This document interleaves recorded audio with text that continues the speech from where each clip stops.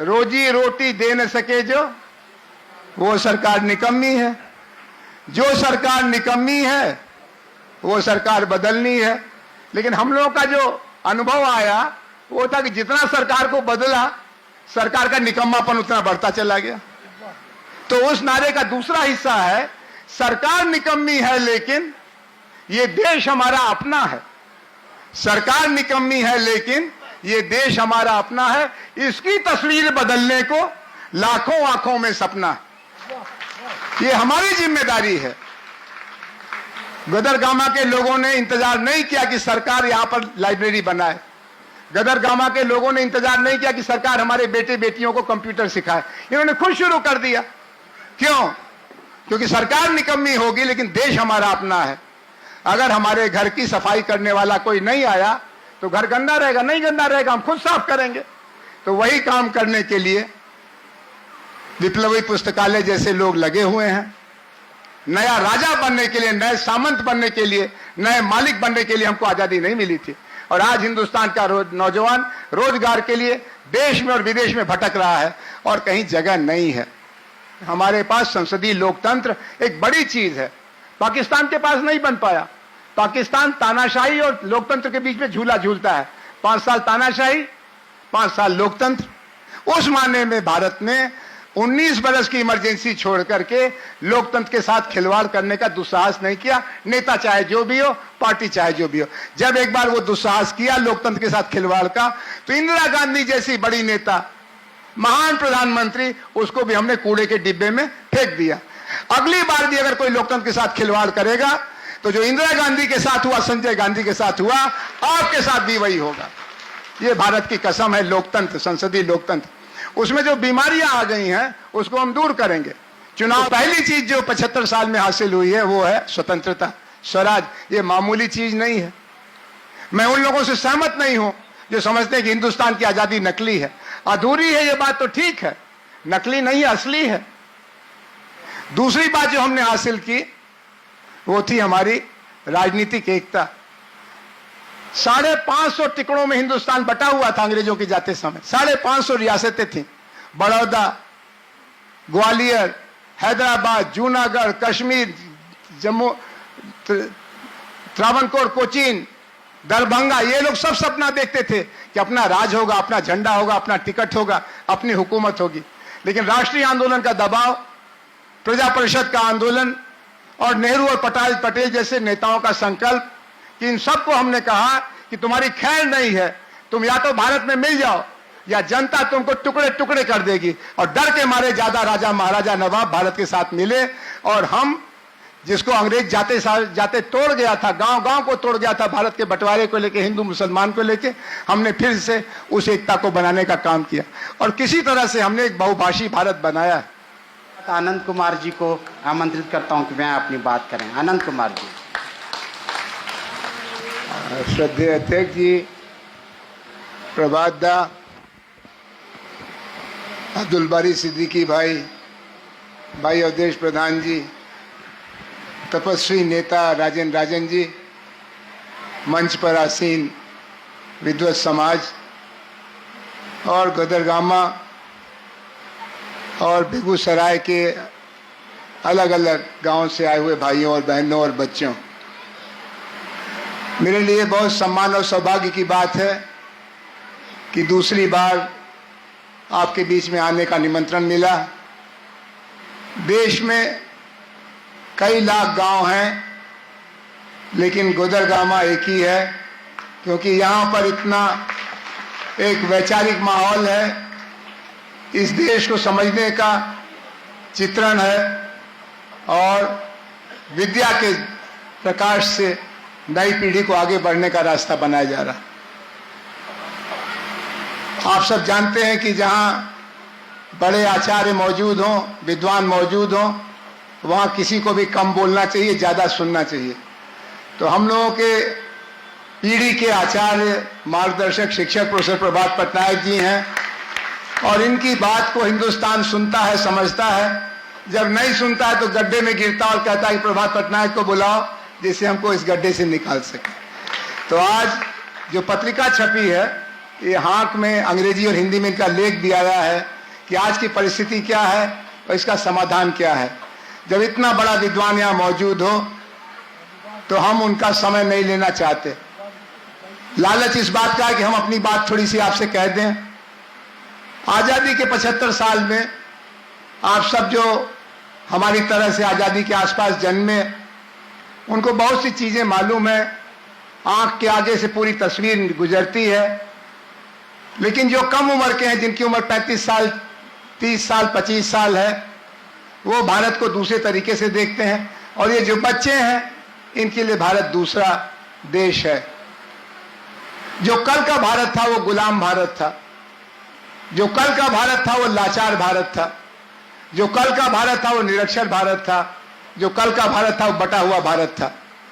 धीरे धीरे, खास तौर पर 1921 से 1947 के बीच में भारत में राष्ट्रीय एकता का जागरण हुआ। हम अपनी जात के साथ अपने देश की इज्जत करना सीखने लगे।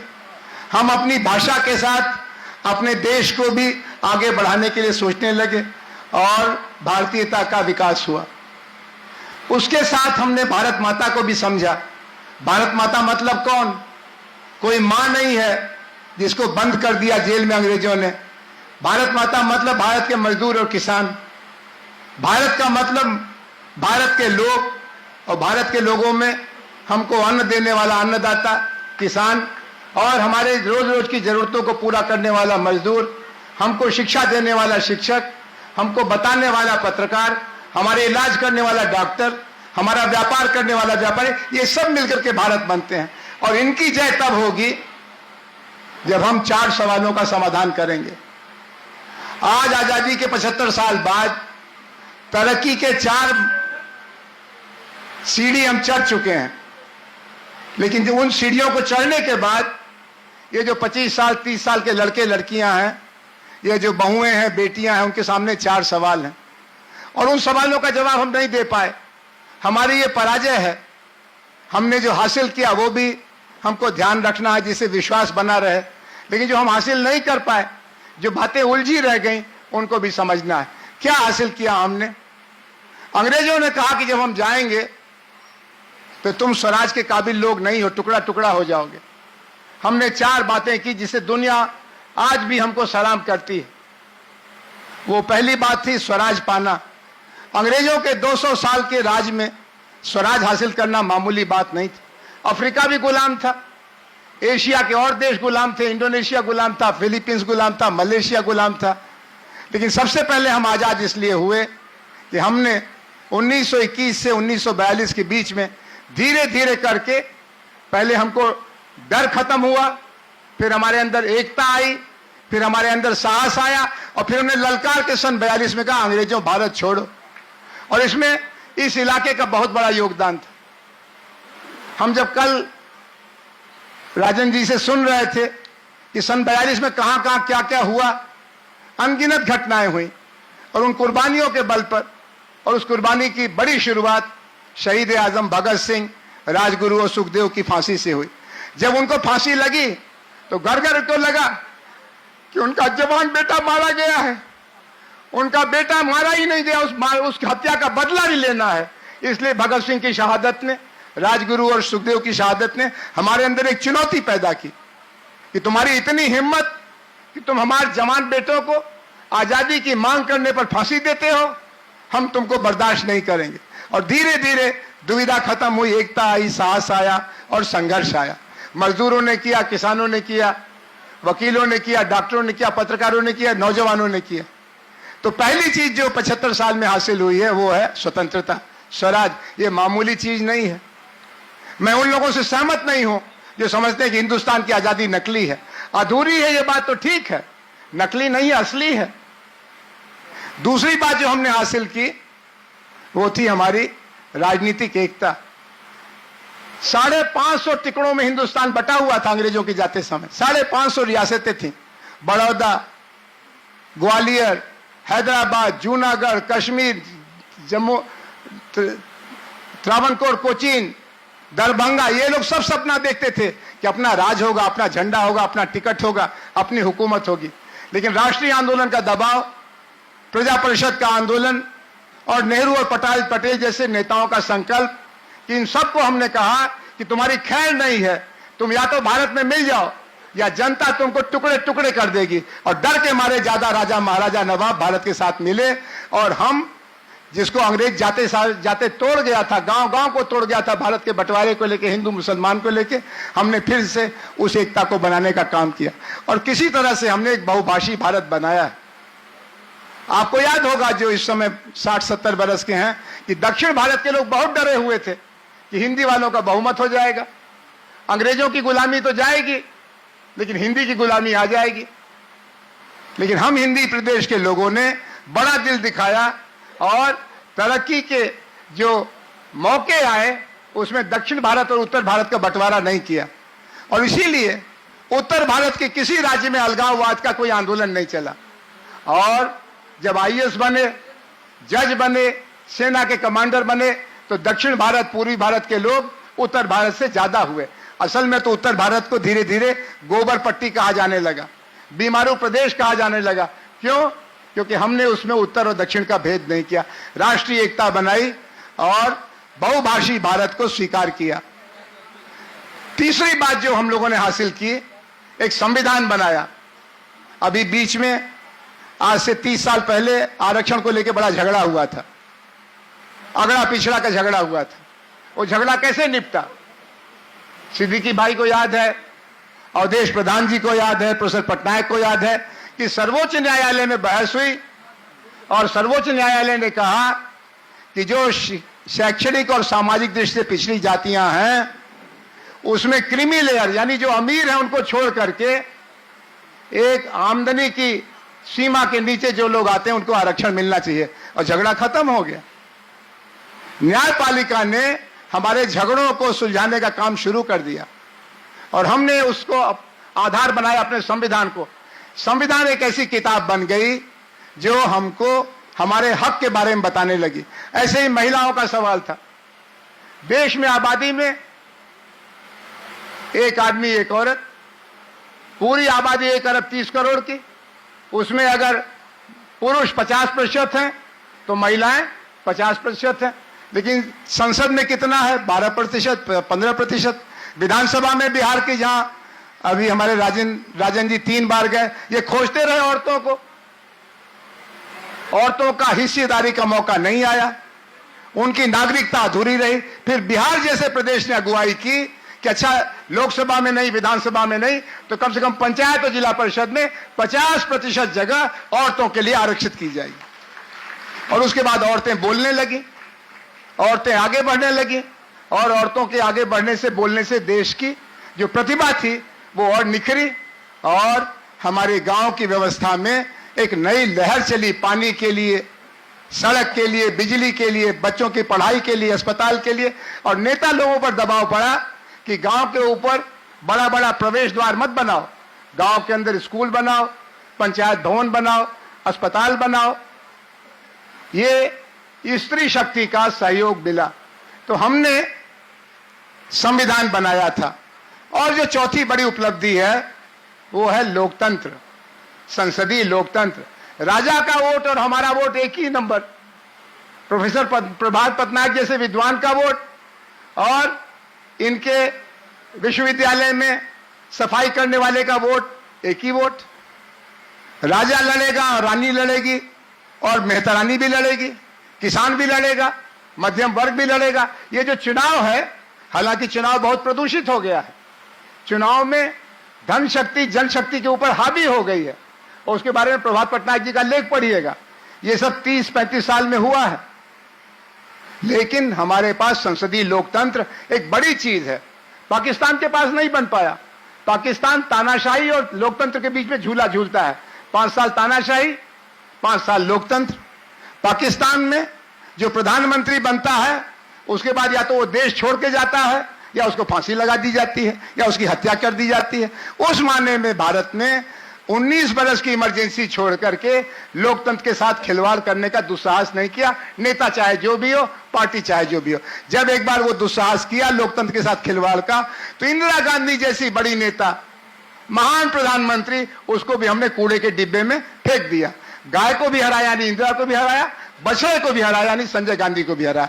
अगली बार भी अगर कोई लोकतंत्र के साथ खिलवाड़ करेगा तो जो इंदिरा गांधी के साथ हुआ, संजय गांधी के साथ हुआ, आपके साथ भी वही होगा।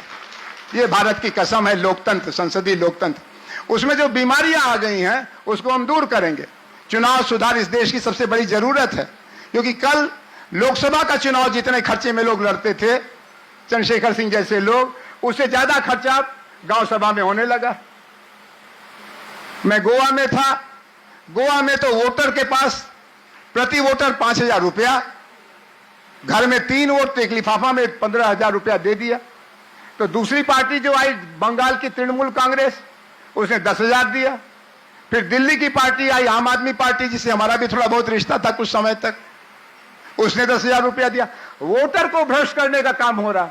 वोट से ज्यादा पवित्र कोई काम नहीं है, लेकिन वोटर को भी बहकाने का काम दक्षिण भारत से शुरू हुआ और अब चारों तरफ वोट को जनशक्ति की बजाय धनशक्ति का खेल बनाया जा रहा।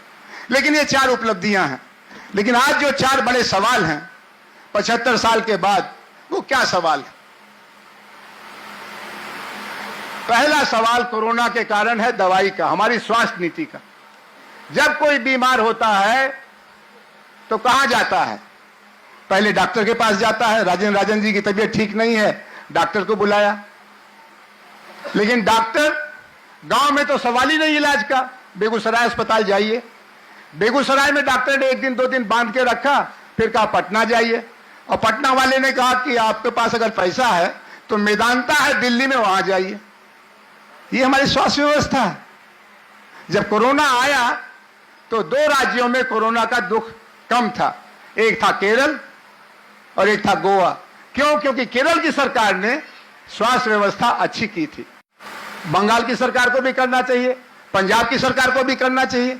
स्वास्थ्य का अधिकार हमारे लिए जीने का अधिकार है। तो पहला सवाल है दवाई का। दूसरा सवाल है कमाई का। आज सबको रोजगार का सवाल है। ये जो लड़के हैं हमारे घर के 20 साल, 22 साल, 25 साल, 30 साल वाले, उनको देख के हमारी आंख झुक जाती है। क्यों?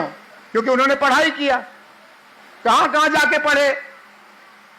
हैदराबाद गए, बंगलोर गए, दिल्ली गए, घर छोड़ करके। अच्छी डिग्री है उनके पास, रोजगार नहीं है। हर साल प्रभात पटनायक जैसे अर्थशास्त्री बताते हैं कि देश के अंदर 1.5 करोड़ लोग रोजगार की तलाश में श्रम बाजार में आते हैं, पढ़े और अनपढ़, और 45 लाख 50 लाख रोजगार है। तो 1 करोड़ लोगों के लिए रोजगार है ही नहीं है। तो या तो वो खेती में भीड़ बढ़ाएं या कम तनख्वाह पर काम करें, अर्धरोजगारी। तो दूसरा सवाल है कमाई का। इस देश की आजादी की लड़ाई लड़ने के लिए जो लोग दीवाने हुए थे, भगत सिंह जैसे लोग, वो नौजवानों के अधिकार के लिए भी दीवाने हुए थे। खाली नेता लोगों के लिए चुनाव का चक्कर चला करके नया राजा बनने के लिए, नए सामंत बनने के लिए, नए मालिक बनने के लिए हमको आजादी नहीं मिली थी। और आज हिंदुस्तान का नौजवान रोजगार के लिए देश में और विदेश में भटक रहा है और कहीं जगह नहीं है। मैं अमेरिका में 6 साल रहा हूं। अमेरिका के बारे में भारत के पढ़े लिखे लोगों की क्या छवि है? एक बार जहांगीर गया था कश्मीर, और उसने कहा कि अगर दुनिया में जन्नत कहीं है तो यही है, यही है, यही है। अब कश्मीर में जन्नत नहीं है, वहां तो सेना लगी है। जो लोग अमेरिका जाते हैं वो कहते हैं ओहो, दुनिया में अगर कहीं जन्नत है तो वही है, वही है, वही है। अमेरिका चलो, कनाडा चलो। वो कोई समाधान नहीं है। 1 अरब 30 करोड़ लोगों के देश के 3 करोड़ लोग, कुल 3 करोड़ लोग विदेशों में नौकरी कर रहे हैं, इससे ज्यादा नहीं। पूरा पंजाब कनाडा जाने के लिए पागल है। और मध्यम वर्ग के लोग बनारस में, बेगूसराय में, पटना में बड़े गर्व से कहते हैं, क्या हाल बात हो रही है लड़का लड़की का? पढ़ाई हो गई, लड़की का ब्याह कर दिया, और लड़का वो भी काम कर रहा। कहां? वो अमेरिका में काम कर रहा, दामाद भी अच्छा काम कर रहा है। और आप, हम उनसे फोन पर, मोबाइल पर रोज सवेरे बात कर लेते हैं, उसी से परिवार चल रहा है। तो सवाल कमाई का है। चौथा सवाल पढ़ाई का है। मैं और देश प्रधान जी प्रभात पटनायक सारी जिंदगी अध्यापक थे। हमारी आंख के आगे हमारी शिक्षा व्यवस्था का व्यवसायीकरण किया गया। पहले स्कूल का किया गया, उसके बाद कॉलेज का किया गया, और अब नौकरी का दाम लगता है। आपको मालूम है ना कितना रुपया लगता है लेक्चरर की नौकरी में? बिहार में 25 लाख, कर्नाटक में 50 लाख, उत्तर प्रदेश बीच में 35 लाख। और कुलपति बनने पर कितना लगता है? पढ़े लिखे लोग बताएंगे, शर्माएंगे भी।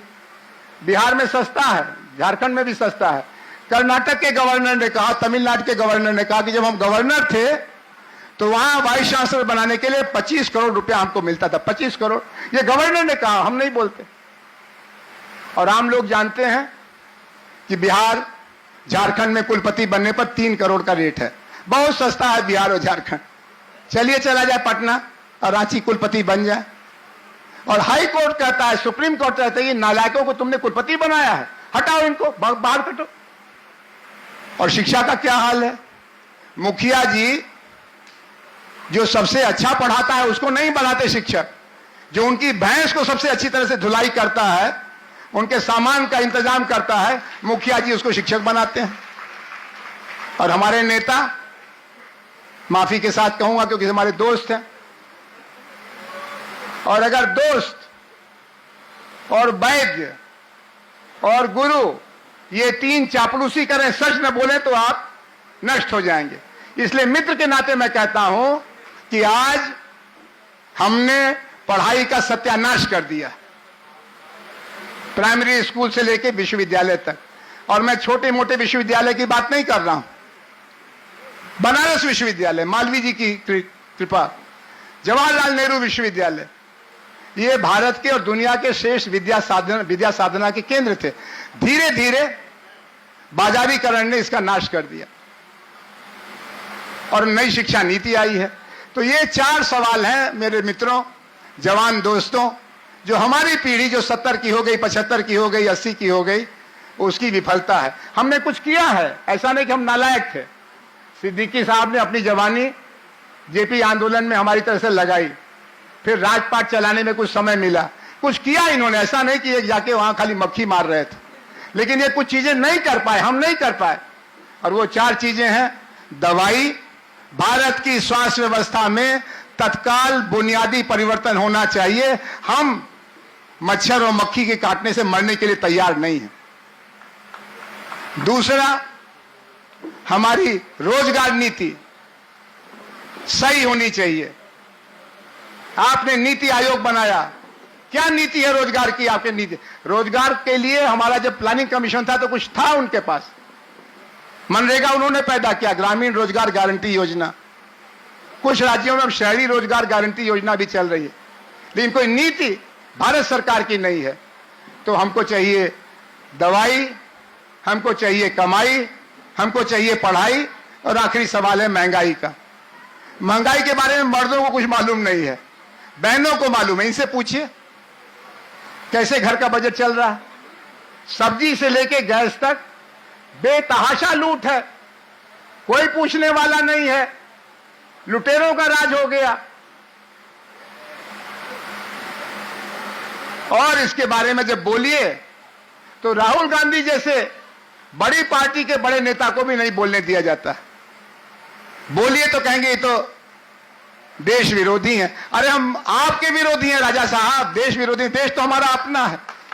और इसीलिए आखिरी बात यह है, मैं माफी चाहता हूं संचालक जी से, प्रभात दास से, कि हमने कहा कि कम बोलेंगे, लेकिन आप लोग जितना ध्यान से सुन रहे, थोड़ा लालच हो गया। आजकल हमको टेलीविजन में आने का मौका नहीं मिलता है। पहले टेलीविजन वगैरह के जरिए आते थे तो हो जाता था। तो आज उसी लालच में हमने कहा 2 लड्डू मिलेगा, 2 लड्डू और खा लें। तो एक नारा है जो आपके ध्यान में लाना चाहते हैं। वो नारा हमने जयप्रकाश नारायण से सीखा था, और वो नारा था, रोजी रोटी दे न सके जो, वो सरकार निकम्मी है। जो सरकार निकम्मी है वो सरकार बदलनी है। लेकिन हम लोगों का जो अनुभव आया वो था कि जितना सरकार को बदला, सरकार का निकम्मापन उतना बढ़ता चला गया। तो उस नारे का दूसरा हिस्सा है, सरकार निकम्मी है लेकिन ये देश हमारा अपना है। सरकार निकम्मी है लेकिन ये देश हमारा अपना है। इसकी तस्वीर बदलने को लाखों आंखों में सपना है। ये हमारी जिम्मेदारी है। गदरगामा के लोगों ने इंतजार नहीं किया कि सरकार यहां पर लाइब्रेरी बनाए। गदरगामा के लोगों ने इंतजार नहीं किया कि सरकार हमारे बेटे बेटियों को कंप्यूटर सिखाए। इन्होंने खुद शुरू कर दिया। क्यों? क्योंकि सरकार निकम्मी होगी लेकिन देश हमारा अपना है। अगर हमारे घर की सफाई करने वाला कोई नहीं आया तो घर गंदा रहेगा, नहीं गंदा रहेगा, हम खुद साफ करेंगे। तो वही काम करने के लिए विप्लवी पुस्तकालय जैसे लोग लगे हुए हैं। सरकारों की अपनी मजबूरी है, अपनी सीमा है, हर चीज सरकार के बस की है नहीं। तो मैं आज 75 साल के बाद ये बात तो सिर उठा के गर्व से कह सकता हूं कि हम एक स्वराजी देश हैं, जहां देश आजाद है, हमारा अपना एक संविधान है, हमने अपनी एकता को बनाया है। पहले बहुजाति भारत बनाया, फिर बहुभाषी भारत बनाया, अब बहुधर्मी भारत बनाने की लड़ाई चल रही है। और हम एक संसदीय लोकतंत्र हैं जहां बोलने की आजादी, संगठन की आजादी, आंदोलन की आजादी है। और ये हमारे पुरखों से मिली है, भगत सिंह से शहादत से मिली है, गांधी की शहादत से मिली है, अंबेडकर के योगदान से मिली है, फुले के योगदान से मिली है, लोहिया जयप्रकाश की मदद से मिली। लेकिन हमारी 4 समस्याएं हैं। हमने दवाई का इंतजाम कच्चा किया है, खाली बड़े लोगों का इलाज हो सकता है इस देश में। अब तो बड़े लोगों का भी इलाज विदेश में ही हो रहा है। दूसरा, हमने कमाई की, रोजगार की कोई नीति नहीं बनाई, उसको बाजार के भरोसे छोड़ दिया। तीसरे, हमने पढ़ाई को बिल्कुल चौपट कर दिया। रविन्द्रनाथ टैगोर का भारत, जाकिर हुसैन का भारत, गांधी का भारत, कृष्णमूर्ति का भारत, आर्य समाज का भारत, उस भारत में आज शिक्षा की व्यवस्था पूरी तरह से बाजार के हवाले कर दी गई है और उच्च शिक्षा तो पूरी तरह से व्यवसायीकरण हो गया है। पढ़ाई और आखिरी बात, महंगाई। दाम नीति होनी चाहिए, मुनाफा मिलना चाहिए किसी भी व्यापारी को, लेकिन कितना मुनाफा लोगे भाई? लागत और मुनाफे में कोई रिश्ता होना चाहिए। किसान कहता है कि लागत का मूल्य मिले तो आप एक साल उसकी सुनवाई नहीं करते हो। और इन लोगों को, ये विदेशी कंपनियां, चीन की, अमेरिका की, जापान की, मनमाना दाम लेते हैं और हम मजबूरी में उसको बर्दाश्त करते हैं। तो ये 4 सवाल हैं। लेकिन जैसा हमने कहा कि हमारी अपनी विरासत है 75 साल के पहले की, कि ये देश हमारा अपना, हम किसी का इंतजार नहीं करेंगे। भगत सिंह किसी से पूछने नहीं गए थे कि भारत की आजादी के लिए हमको अपनी सबसे बड़ी कुर्बानी देनी है। जो लोग आपके खानदानों में घर से निकले और बरसों बरस जेलों में रहे, 1 बार नहीं, 2 बार नहीं, 5-5 बार, वो अपनी जिम्मेदारी से प्रेरित होकर कर रहे थे। आज यही बात हमारी भी है। हमारी जिम्मेदारी है कि इस देश को बेहतर बनाए, अपने बच्चों को अच्छी तरह से पढ़ा करके, समाज में एकता बना करके, सद्भाव बना करके, और सरकार पर लगाम रख करके, और अपने चरित्र को ठीक करके। मुझे बहुत खुशी है कि आप हम सबके आचार्य, मार्गदर्शक और इस देश की जो आम लोगों की आवाज है, ऐसे प्रोफेसर प्रभात पटनायक को सुनने के लिए आए हैं। मैं भी आपकी तरफ से उनका स्वागत करता हूं और अपनी बातों खत्म करता हूं।